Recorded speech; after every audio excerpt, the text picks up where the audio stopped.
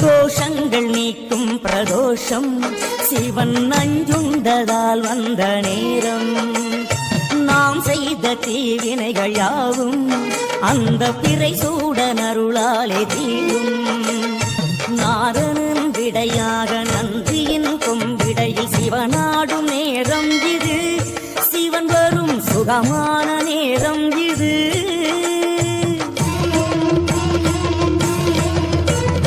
கருணாகரன் சுத்த சிவமானவன் கருணை பொழிகின்ற நேரம் இது. வரம் தருகின்ற நேரம் இது.